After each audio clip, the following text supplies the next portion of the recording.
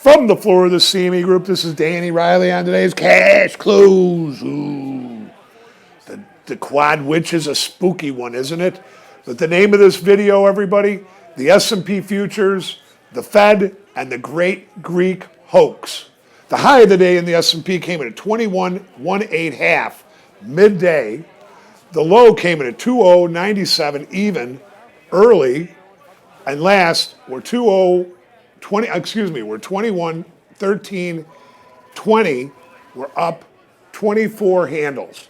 Total volume, we're just rolling over 1.8 million minis traded and 6,000 big S&Ps in the pit.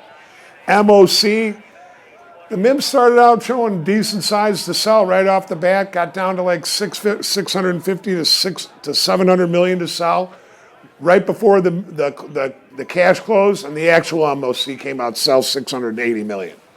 Tomorrow we've got the June Quad Witch, which I think is going to be an important day, and we've got John Williams and Loretta Mester from the Fed speaking. Now look, I've tried to explain to you guys that I think with this zero borrowing rates, zero borrowing cost stuff, that it's going to be hard to knock the S&P down really hard.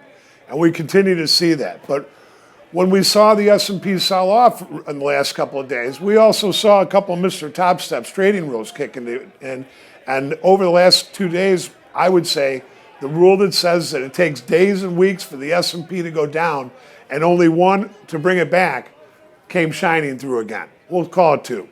But that said, look, I think what was going on here this week is that everybody was selling into this kind of the Fed stuff, selling into the Greek headline stuff. And instead of concentrating on what the S&P is really about this week, which is the June Quad Witch, people got a little off base.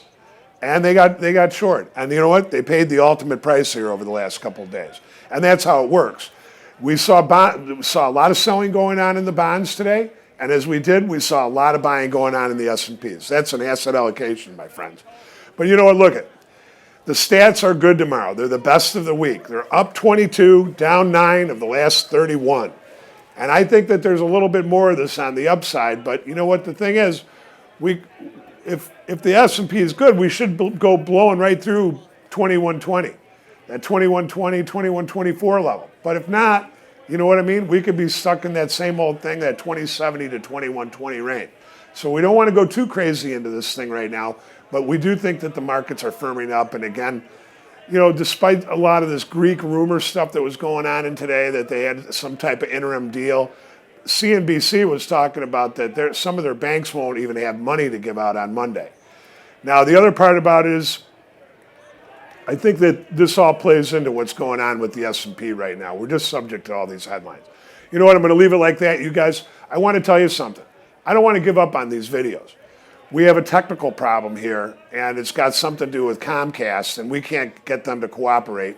And what I may end up just doing is doing it exactly like everybody said, just sitting in front of my screens, pointing out some charts, talking the spoos, and doing what I do without being on the floor.